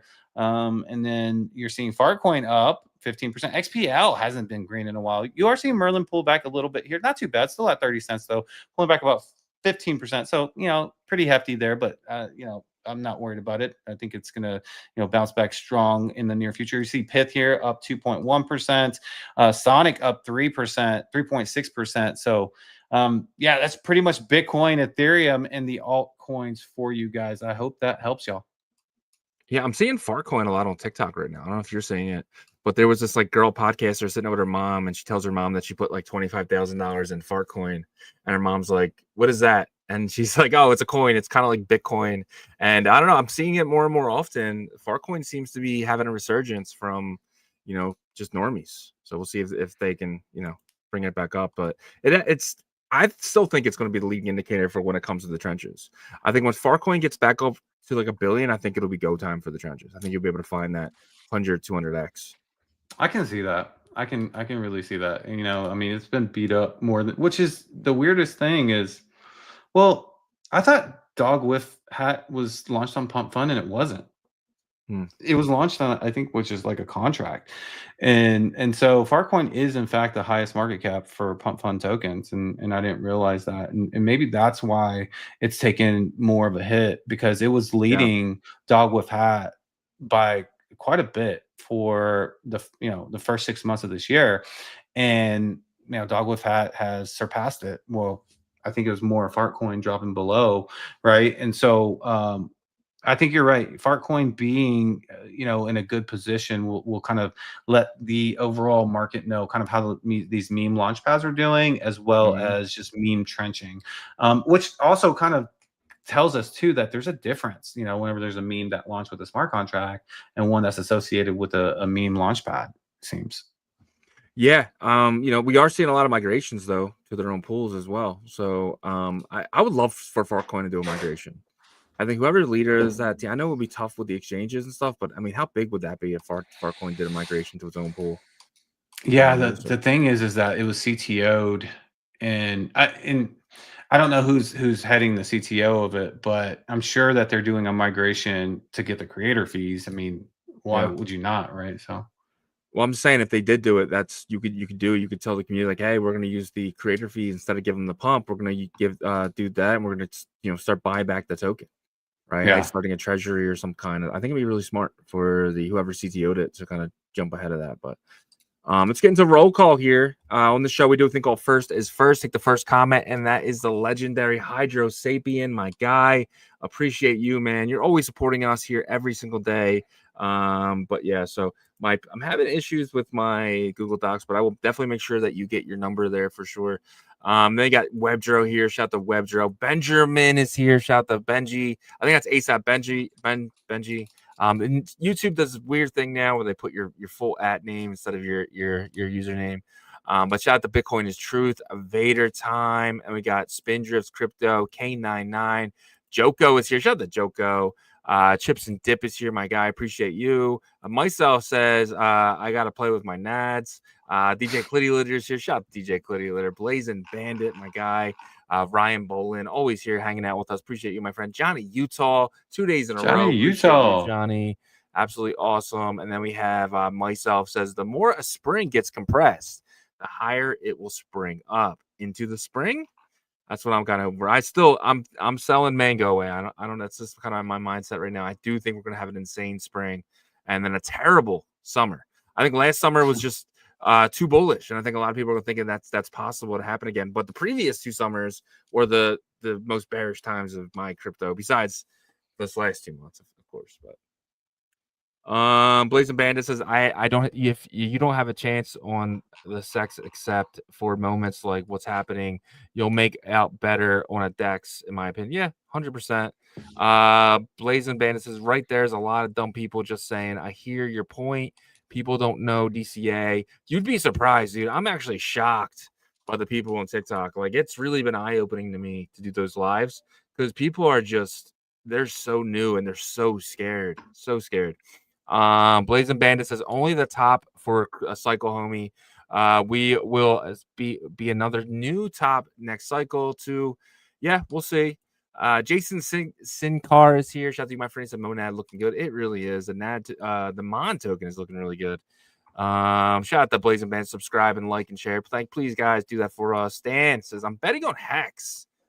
Dude, I might have been an idiot, but I put more money into my prove.info or provex.info, which is Richard Hart's new thing. I'm up to $600 now that I've basically given to Richard Hart for no reason. I don't know why. I just keep doing it. But yeah, so shout out to, I think ProveX is I think if you're gonna get into something, I think that's probably the better of the 2 or the 3 tokens if you want to count Pulse Chain. And you have Smug Toshi says we're in a bear moon territory, and I'm going to finish it all up with Superfan with a GM. Appreciate you, my friend. And I'm going to check. We do have a guest today. Just kind of waiting for him to hop in here. Should be in any second. Let me send him already. All right. But until he hops in, we can check out some other stuff here. I do have some other stuff on the docket. So, Metaplanet announces $130 million raise collateralized by Bitcoin to expand its Bitcoin treasury. So now they're trying to borrow against their Bitcoin, it looks like. Metaplanet is still trading below MNAV, meaning the market values the stock under the value of its Bitcoin holdings. But how do you feel about that? How do you feel about them now raising against their Bitcoin? Is it getting kind of scary? Are they raising it to buy more Bitcoin? Yes. Are they raising to buy back their stock? They're going long. Yeah. So, I mean, I imagine they're trying to pull their MNAV up, right? So what would they do? Would they have to buy more of their stock? What are they raising the money for? If it's to buy more Bitcoin, sure. I think it's going to be more of if they can hit the raise. If they can hit the raise, then that's super bullish, because I think that's people believing in them and what they're doing. They got it. And okay, so then that is bullish in my opinion, right? So I think that's a bullish sign, and they're doubling down. They're tripling down, right? In terms of, hey, this is our plan. We believed in it since day one, and we're going to continue with it. Yeah, honestly, all they need is a Bitcoin number go up, right? Bitcoin gets above 120, 130, 140. They're going to look like geniuses again, right? But the only problem is they can never sell, right? So it's like they're buying an asset that they can potentially never sell, and got to keep buying it and buying it and buying it. And it's not even affecting the value of their company anymore, because, everyone is so bearish on it. So it's like, it's one of those things where it's like, what do you do in their situation? And shout out to Dylan LeClaire. He's kind of running their Bitcoin treasury. He got to be stressed out every day. Not gonna lie. Oh, I bet. I mean, him and David Bailey. David Bailey's situation seems way worse. But 100%. And that's just my opinion, right? But with that being said, it's being in the position that like Saylor kind of is, right? And him starting back when Bitcoin was like 20,000, or whenever he started to really just get hefty with it and buy a ton, and then it getting to 100 and it getting to 126, right? And like he's one of the ones that have been doing it the earliest. But when was that? When did that start to where it started to really take effect, right? He started doing it in 2022, right? No, 2020 August. Okay, he started. He was that the whole reserve in October. part? Michael Saylor? Yeah, he started buying. He said in August 2020, and then he announced it in October. Yeah. So the whole idea is for your average price to be, as low as possible, and Bitcoin to do crazy things that everybody expects it to do. And to a certain point, to where if it does crash down, you're still, higher than your average price of purchase, right? So was it risky starting it, at the last year in 2024? Yeah. But at the same time, your whole bet that you're laying down is that it's going to expedite to 250, 500,000, and once it gets there and it pulls back from a crash, we're looking at maybe like 180 or 160, right? That's the whole idea behind it, right? And then you get to a point to where you're just appreciating like Bitcoin is over time, right? And so your company just only goes up in value over time, but decade by decade, right? Now, decade sounds like forever, because it kind of is. It's 10 years, right? Especially with crypto time, it's more like 100, it feels like, right? But like, that's the idea, I think, in the game plan that they have. Yeah, I just don't think it's a winning strategy, because like you have to keep buying. You have to keep, like, even when price goes up, you have to keep buying. When price goes down, you have to keep buying. And it's like, when do you can't take profit, otherwise you'll destroy the price of I don't agree Bitcoin. with that. I don't think you have to keep buying. You have to keep buying until it gets to a certain point, right? You have to keep buying until it gets to a certain point of no return type of situation, Yeah. right? Like it's like so far deep, and that might take 2 years, 5 years. I mean, Saylor's been doing it for 5 years. He's less stressed than they are. You know what I mean? Yeah. And so the earlier you do it, the quicker you get to that point where you don't have to keep buying, but your company just continually appreciates over time because of the Bitcoin that it's holding. You get what I'm saying? So, I mean, Yeah, but that's the reason why strategy hasn't really gone up, is because he kind of really stopped because buying. he hasn't hit that trajectory yet. Bitcoin gets $1 million. Do you think that, like, and he has the Bitcoin that he has, do you think he has to keep buying? Technically, yeah. Why? If he wants to keep pushing up his stock, yeah, because he needs the stock to the value go up. the value of the Bitcoin they hold will go up in US dollars, though. Yeah, I know, but look at Metaplanet right now. They're trading below their Bitcoin value because they just got started last year. It's because they're worried that people are worried that they're going to keep selling down stock. That's the problem. Yeah, but if Saylor gets in trouble, first thing he said, already said it, we set it on stock. Yeah. I mean, because he cares about the plan of Bitcoin's price value hitting that point of no return at some point. That has to be the strategy, because if it's not, then that's a stupid strategy. I think it's a dumb strategy. I'm not. All right. Let's jump to our next thing here. So we're lucky enough to have NFT Supply from Satgo. Satgo is a mobile app on the iOS App Store. You guys can go download today, and it's your easiest on-ramp, off-ramp for you guys. It's from Spark. He actually had me do the bridge today. Right before the show, I was still waiting for a damn Bitcoin block to do that, so I might just do it while he's sitting here with us. But I'm happy to bring you guys. He was out there with the Spark team during the little hiatus that they had since they launched. So really excited to talk about that as well. No, just kidding. The Party Fest. Shout out. But let's bring them up. NFT Supply, welcome back to OnChain Revolution. Thanks for being here, sir. What's going on, guys? How you doing? Be here. Good to be here. Nice. Yeah. So go ahead. I was going to say, you obviously traveled out west to be with the team and all that great stuff. But before that, real quick, go ahead. Since we had you on last time, I just want to make sure everyone knows kind of who you are and kind of what you're building. So if you can just tell real quick of your backstory and kind of lead us up until like your Bitcoin journey. Yeah, for sure. Ben, NFT Supply on the timeline, founder of Satgo, building the best mobile app for Bitcoin L1 assets and Spark. It's your go-to Bitcoin and Spark wallet on mobile, and soon will allow you to trade tokens on Spark, earn creator rewards, and a whole lot of good stuff that we'll get into on the show. Nice. Amazing. Go ahead. And just kind of keep going. So obviously Spark's something brand new. When did you first see Spark, and what made you want to start building there? I think that I first saw it kind of around Bitcoin Vegas timeframe. When was that? A few months ago?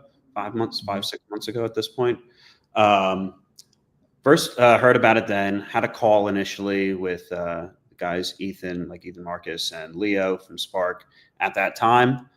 Saw that Magic Eden was also going in that direction, and given that a lot of our infrastructure is kind of like intertwined with Magic Eden on the ordinal side of things, I was, interested to, see what was going on that side of things. And obviously, once you look into the background of who's really behind the company and what they're capable of building and what they actually are doing already to kind of push Bitcoin and Lightning forward, it kind of seemed like if we were going to make a bet on an L2, which I've been hesitant to do so, this seemed like the one to essentially go all in on.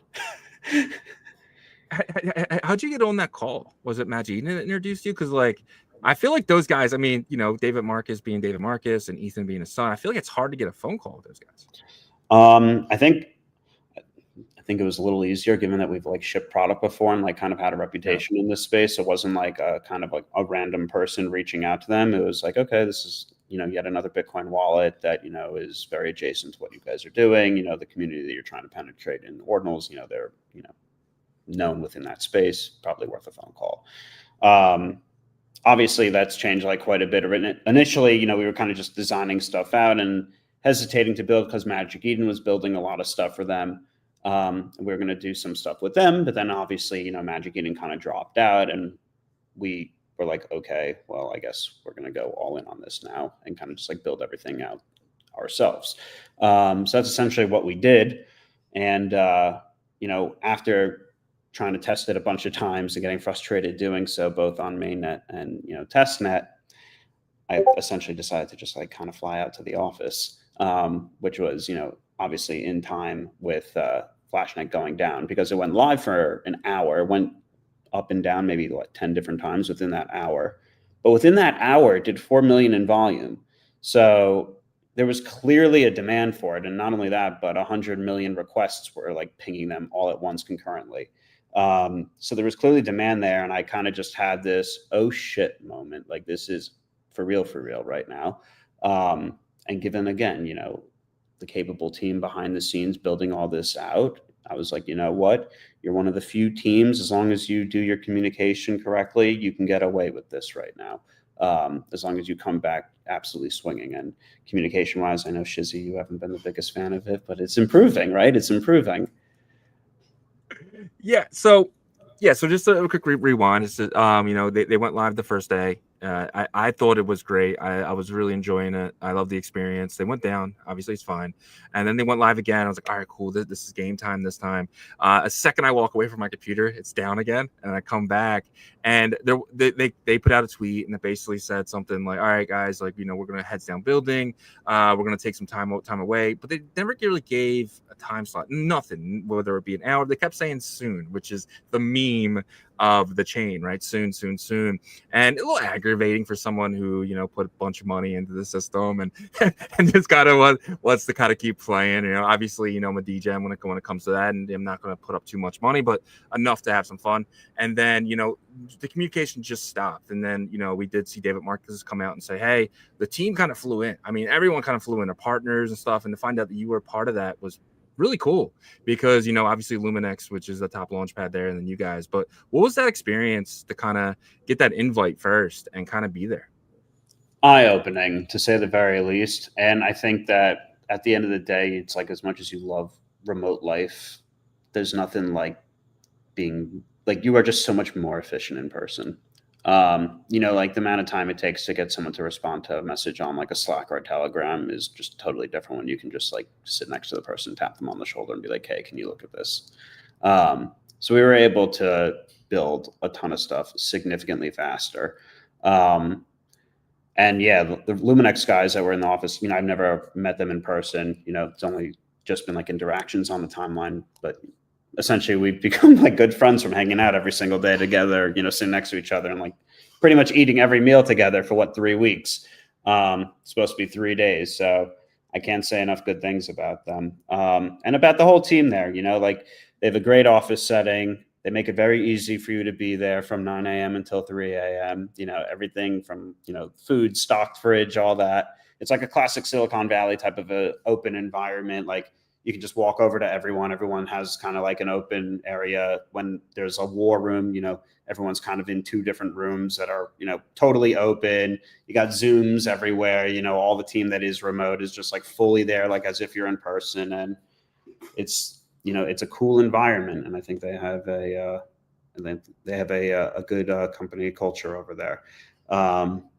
They were truly all hands on this entire time, which I think was probably one of the faults for, the communication lacking. And that's because quite literally everyone was fully locked in saying, essentially, what the fuck, like, we have to fix this. This has to go live immediately. And again, you can't it's tough to give a timeline, when you don't know what that timeline is. Right. So that's why it ended up just being soon. And then turning into a meme. But then obviously, after 3 weeks of, incredibly hard work and a ton of truly what it was is just like a ton of optimizations, like database optimizations that allow things to happen in fractions of a second quicker than, the things that are causing things to loop significantly less. Without getting too technical, just like massive optimizations on both that end and like the server side of things. From a scaling standpoint that have just, listen, ultimately this kind of a stress test was needed. And I'm, very confident that now when it goes live, it'll be, and listen, every time I play with it on testnet, it's epic. And I think that it's going to be pretty fucking sweet on mainnet when it goes live on December 1st. See, like now that they've committed to a date, it's it takes like a breath of, like a weight off your shoulder, it's like nice to actually like say a date. Yeah, for sure. You mentioned one thing about, pretty much their resources. And from, Shizzy and I have been covering the Bitcoin space since 2023, the big, ordinals movement and largest on-chain economy that we've seen with Bitcoin. And so we've seen a lot of ecosystems or attempts to build ecosystems or, scaling solutions. But I don't think we've seen one that has this much in terms of resources and backing. Would you agree with that? And do you think that's going to make the biggest difference here? I do think so. Listen, at the end of the day, the biggest thing is not just the backing, it's the distribution, right? Like that's how any network scales. So I think that when it comes to doing so, you need to have a war chest to be able to do that, to integrate with other big players, like Lightspark, the parent company, does all the B2B Lightning payments for Coinbase. That's a heavy hitting name. They do all the Lightning and Bitcoin rails for SoFi in Europe. So I think like being that kind of a behemoth and having like that kind of a team behind you allows you to, from a BD standpoint, pull off things that a normal company just can't pull off, and that's not to like talk down upon any company that's like working their ass off to like, build Bitcoin's future. It's just that like there's levels to this shit. And there are some people that have, been like the CEO of PayPal and been the head of Messenger at Meta and created Libra and had Aptos, Sui, and Lightspark come out of it. There's just like, there's levels. But like, it's admirable that everyone is continuing to build. It just so like, I do happen to think that because of that background, that they do have the capability to distribute the network the right way.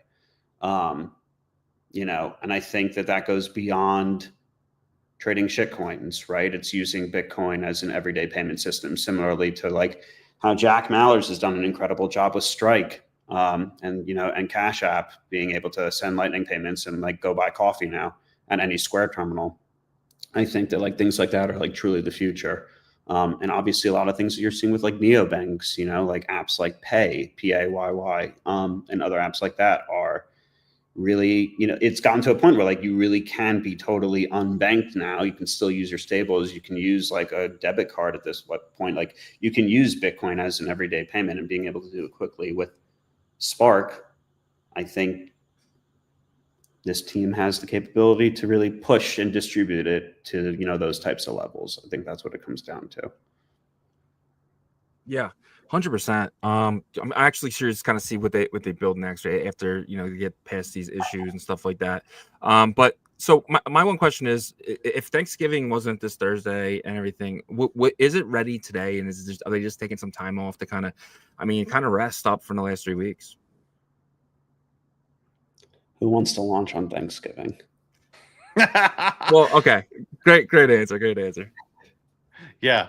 For sure. I don't. I think what it is that trade on Thanksgiving either. I do. I got nothing else to do. Listen, some of the team is for sure young degens. There are other members of the team that have a wife and kids that they do need to be with. Yeah, for sure. And the one thing I wasn't there, but it almost seems like having Luminex out there, you guys out there, or you representing Satgo and the builders with the Flashnet team and Spark team, there was like, you guys could just get so much more done because they get to hear directly from the builders saying, hey, look, I know you guys think that like it's the users that are complaining, but like we have issues here and we have issues. Did you guys have an aha moment at one point to where it was like, damn, we got to do more of these like collab like sessions? I think there was that was not English. I think there was multiple aha moments that happened there. I would say after 3 weeks of being there, I can speak for myself and I can speak for the Luminex team with that we were all excited to get home. And that's just because like originally it was like, well, okay, we'll be here for 3 days. Okay, we'll extend it another 3 days. And it's like, okay, well, like how much longer are we extending this now? So I feel like it would have been different if we knew like the time frame prior. But I would be shocked if after this launches and it's a massive success, if we didn't all come back together and do like some sort of like celebratory, like we fucking did it kind of a thing. But then at the same time, that's when like the real work starts, right? Like now you got like real people using the fucking platform and like, you know, real volume and real customers, right? Not that like everyone else wasn't already real, but like there's going to be a lot more. So I would argue like that's when you need to be the most heads down and continue really pushing and distributing, like I said.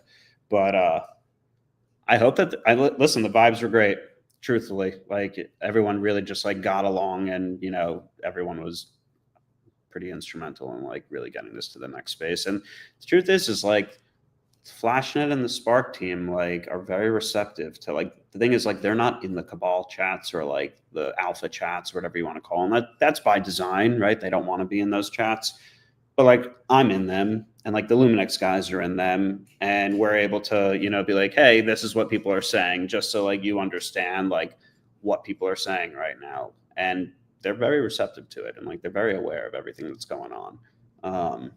So it's like they're definitely not shooting dark, you know, like I definitely give suggestions. Sometimes I like them, sometimes I don't, but like that's life, you know.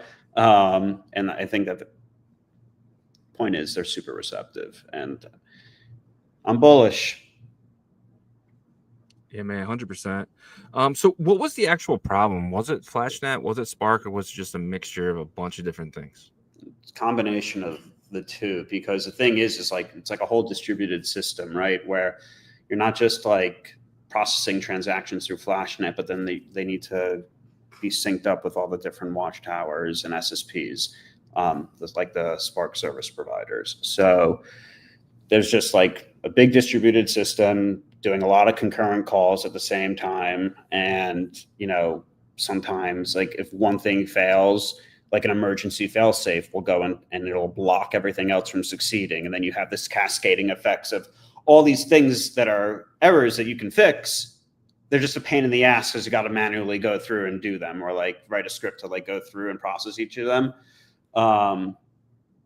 So without like getting into the weeds of it, like just from like an understanding of like how these systems work, like there's just a shit ton of moving parts. So that's why it took wasn't just like Flashnet, wasn't just like Spark. It was like the two of them together had to make sure. Like Spark, to be fair, didn't like go down. Spark has like always worked. It's just that like Spark has never experienced that type of traffic and volume that Flashnet brought. But now Spark can definitely take that and then some. So like obviously that was like the greatest part from like all of this. It's like now we know that it can actually take, you know, thousands and thousands of people concurrently doing I don't know if I'm allowed to share it, but like pretty fucking legit transaction per second, far more than Ethereum and far more than Bitcoin, right? So like you're going to experience like super fast Bitcoin over here. It's not like the thousands of TPS like you're getting in Solana, but it's fast. But yeah, without like getting into like the technicalities, like that's what happened. Very much a both sides thing, but again, you know, like that's the thing when you're working with these like big systems like that, it's like one little thing could break everything. And then it's like you're playing whack-a-mole, right? As opposed to like fixing the root cause. So that's initially when you want to solve a problem, initially you want to put a Band-Aid on it, right? Just to fix it and get it going. But ultimately, like if you want to fix it, like the core thing, other shit has to break for you to do that. And that doesn't take 12 hours, you know? Yeah. But ultimately the result is good.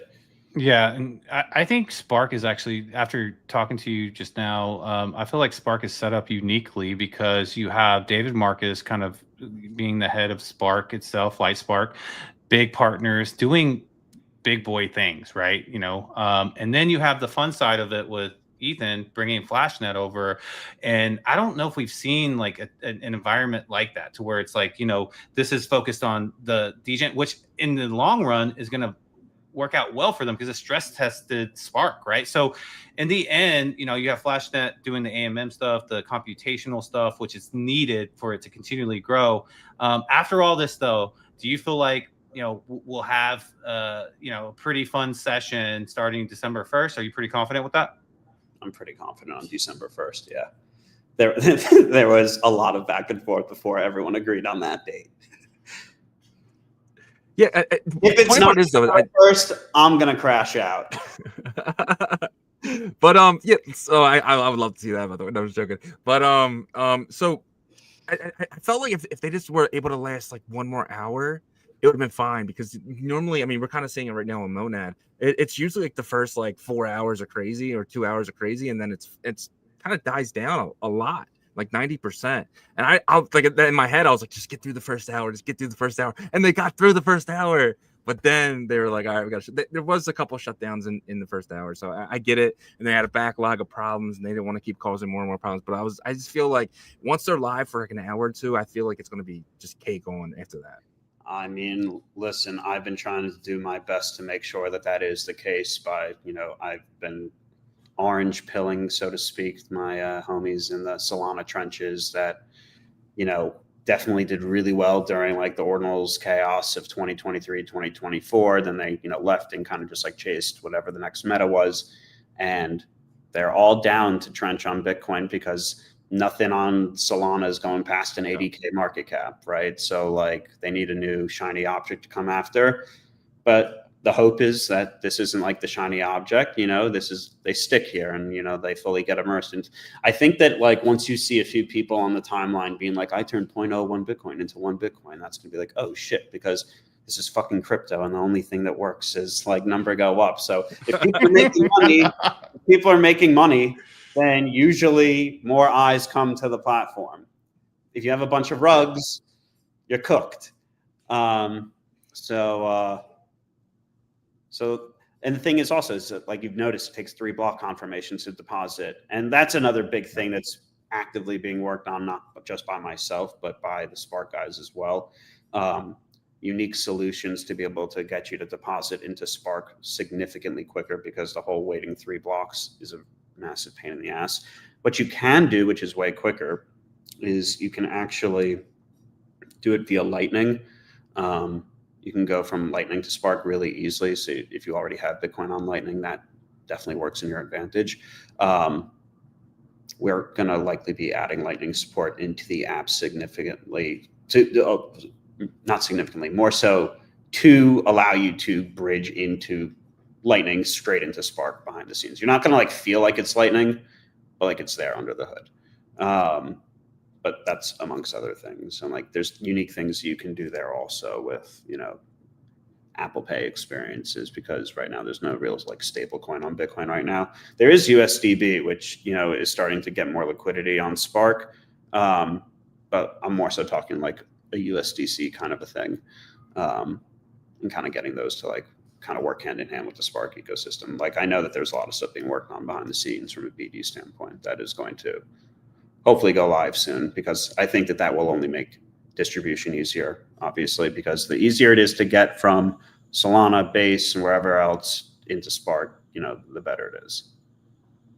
Yeah, 100%. But I really appreciate you taking the time and giving us the Spark stuff. But I definitely want to talk to you about your project, right, with Satgo, and everything you guys are offering. Obviously, you know, it's mobile, it's amazing, right?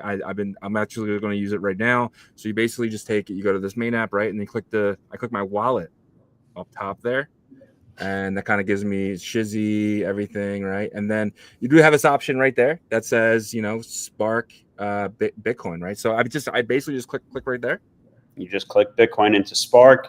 It'll automatically fill in your Spark static deposit address, which is where it's Bitcoin to. And then after 3 block confirmations, it'll automatically bring it over to Spark for you. And it will just show up in the wallet the same way it's already kind of sitting there? Okay. Yeah, you'll see in your portfolio, you have Bitcoin and then you have Bitcoin Spark. Gotcha. And can I hit max or do I need something for gas? Should be good. It should auto-calculate that for you.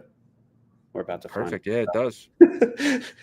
Spark deposit came up with little warning thing, and then I hit OK. Boom, done. Sending. All right, good shit. So Awesome. yeah. And there's try to make it pretty easy. Yeah, and there's reasons why people might want to do this, right? Using Satgo, or maybe I don't know if you're allowed to say anything about that, but I saw some stuff on crypto Twitter about it. So I'm putting you on the spot. Yeah, no, listen, I can give a quick little preview of one of the things. This is not on the App Store yet. It's kind of blurry over here, but you can kind of. I see some logos on the left side. So that's exciting. There's going to be a token launch pad within there, and there's going to be this full token trading experience that is, I think, super slick. And I think everyone else, I know that everyone else has played with it has felt the same way, which is really cool to see. But ultimately we'll see what everyone else thinks. But yeah, you'll be able to launch tokens. You'll be able to earn creator rewards for doing so.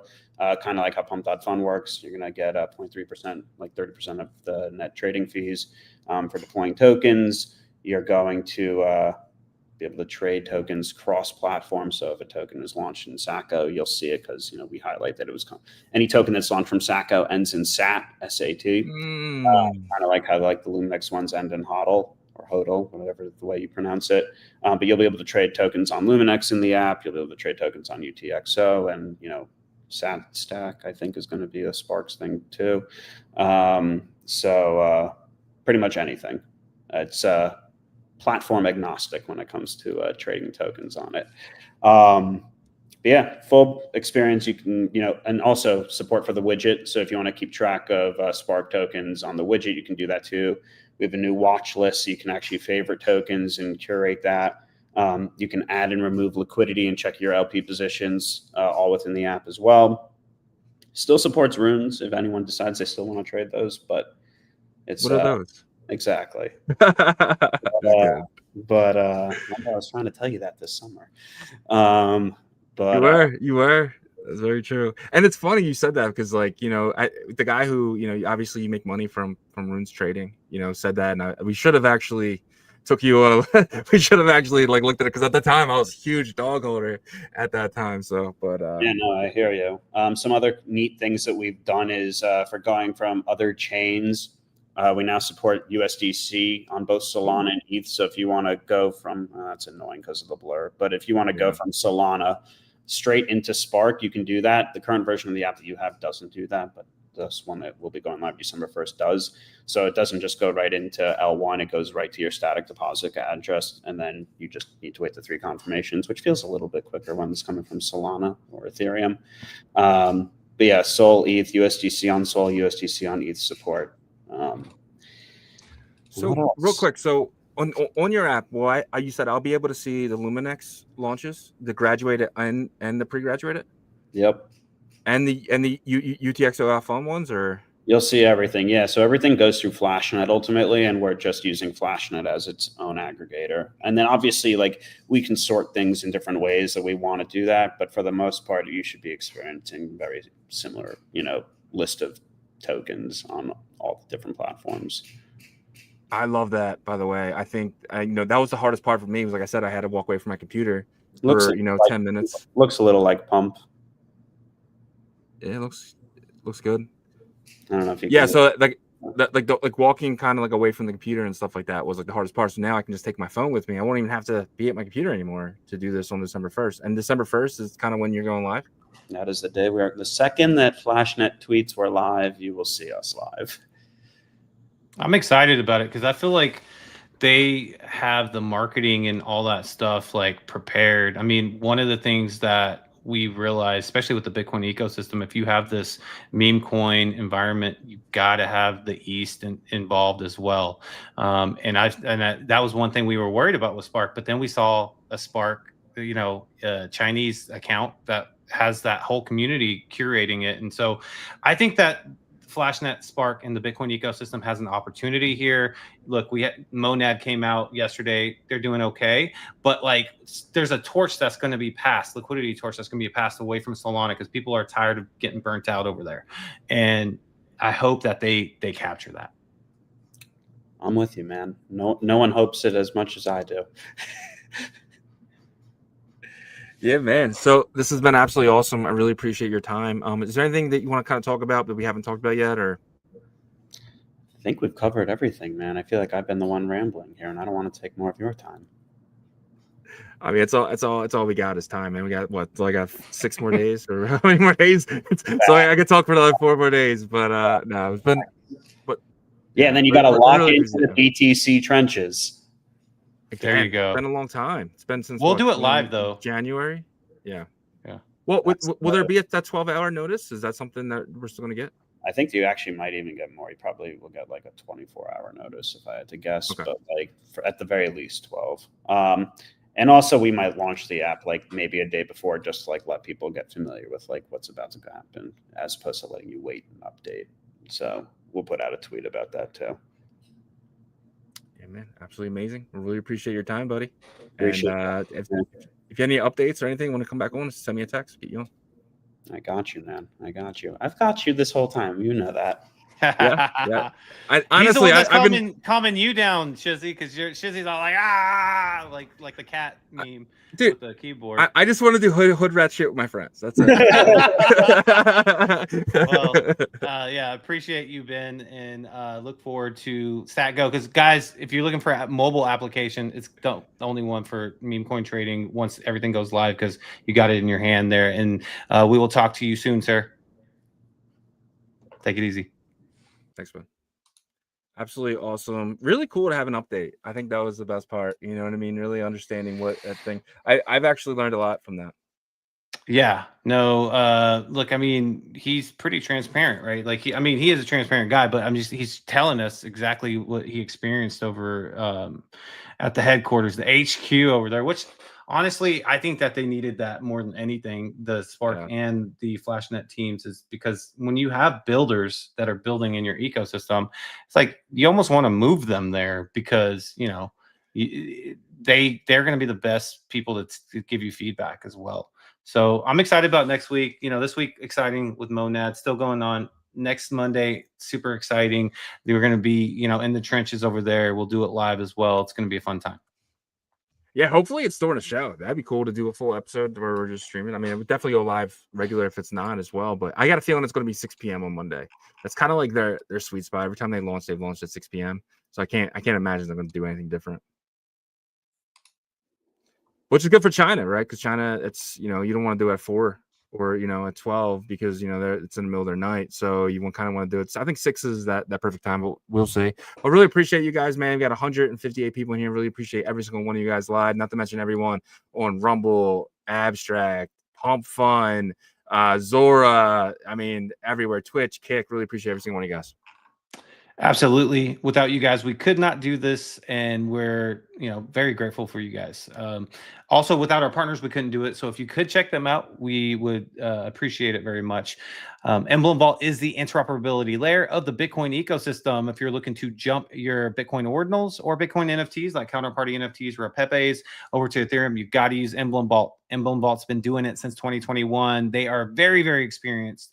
Their founders actually been building on Bitcoin, I think, since like 2013, like Mastercoin era, right? So the experience is there for sure. And right now you can actually take your Taproot Wizard ordinal over to Gandhi, which is the largest borrowing and lending application on Ethereum, and take out a loan against it. They are accepting loans against Taproot Wizards right now. And you know, the Emblem team is going to open this up to other environments as well, other EVM layer 2s, and just environments in general. And Solana is one of those places. And speaking of Solana, they have the best AI product in all of Solana called agenthustle.ai. You can go to agenthustle.ai and use their free subscription level, which gives you a couple prompts. You know, you can test it out that way. You can ask Hustle, hey, find me some low cap gems, and he'll bring back a couple gems for you and give you reasons why he thinks that these are solid. You can also do conditional trades with Hustle in the Solana ecosystem. You can trade any SPL token for you, you know, buy or sell limit orders while you're at the gym, or, you know, going grocery shopping, whatever you need to take care of, he'll take care of it for you. But if you really want to get deep into it, you got to upgrade the subscription levels there.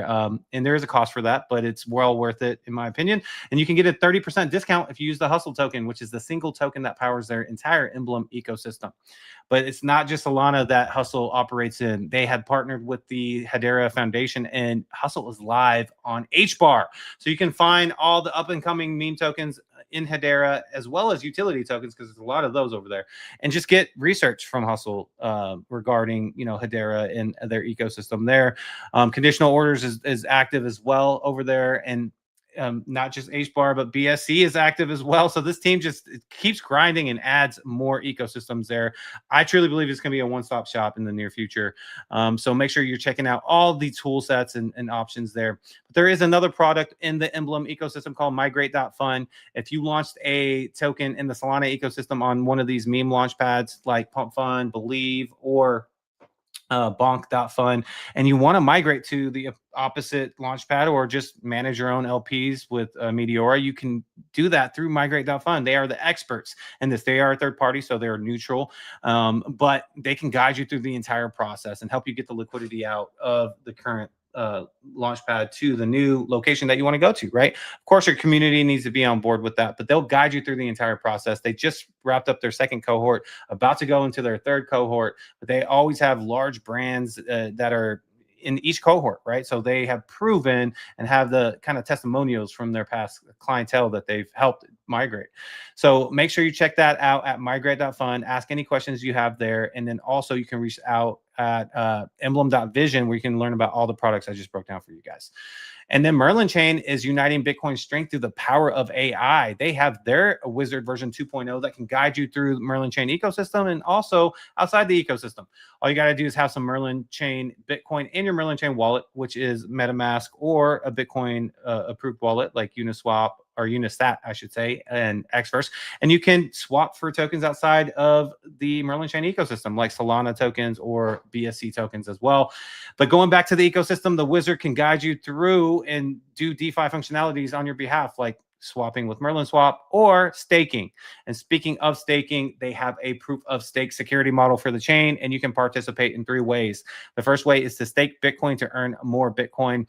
And their first staking vault ended September 30th. It goes for 3 months, and they earned 17% APR. Imagine that, for the stakers that staked Bitcoin and earned 17% APR in Bitcoin reward. So you get paid out in Bitcoin. And then their latest vault is open until January 8th. So you do have some days to get in there and still earn. But they're going to shoot for that same APR. The minimum is 8, maximum 21% there. So make sure you go to merlinchain.io and learn more about that. And then there's 2 other ways to participate in the proof of stake, and it has to do with the Merlin Chain token itself. The first one is the day-to-day, the flexible staking vault, which you earn 15% APR. You claim your rewards daily, and you can do whatever you want with those rewards. You can sell them, hold them in your wallet, compound interest them, whatever you want to do. If you want to withdraw your Merlin Chain tokens, though, there's a 7-day cooldown period for the flexible option there. And the last option is the bonded option, which you earn 45% APR on, and it's locked up for 6 months. But you can still claim your rewards daily, because there is a daily release for your rewards. Same thing, do whatever you want with them, but they are locked up for 6 months. And head over to merlinchain.io to learn more about staking and swapping and everything in their ecosystem, and make sure you follow them as well on X. We thank you so much for checking out our partners. Yep. Great job, man. As always, you got a few more minutes. You guys wouldn't mind checking out onchainrevolution.io. Some of the best articles dating all the way back to 2023.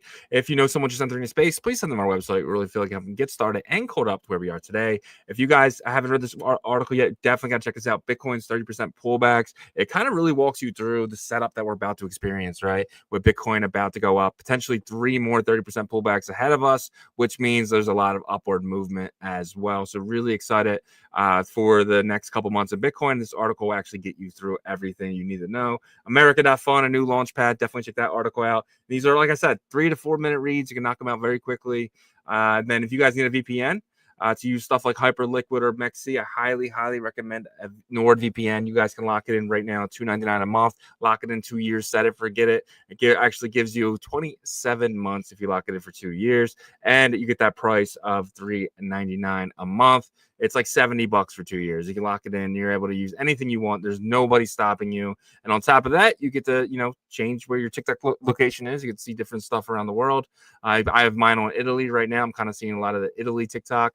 I learned a thing called Italian brain rot. I don't even know what's going on with that, but it's crazy. You guys can put your location anywhere. Definitely check out our VPN and make sure you guys get it Nord today. And if you guys looking for somewhere to store your crypto, to say you're going on vacation or something, you don't want to keep it on your computer, get yourself a hardware wallet. Highly recommend Ledger. This is actually the only hardware wallet I would actually recommend to anybody. I have used this since 2020.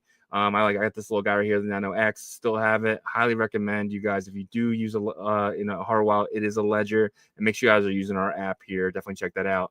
But remember, guys, we are live Monday through Friday, 11 a.m. Eastern, 10 a.m. Central, 8 a.m. Pacific, and 3 p.m. UTC. Check us out all week, guys. Until tomorrow.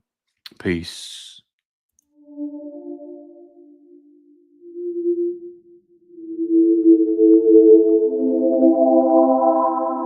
OnChain revolution, roll call, market recap. You not bullish enough, no. You're not bullish enough, no.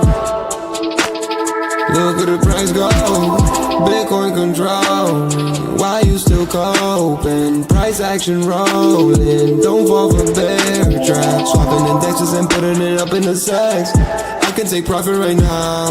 OnChain is where I be now. You can never look back. They don't want you to know. How did the market react? Fear and greed, gotta adapt. Now we bridging the tokens and arching the network right now. You know how crazy we are. Nookies are savages now. They know how crazy we are. Chain abstraction, main attraction. OnChain revolution.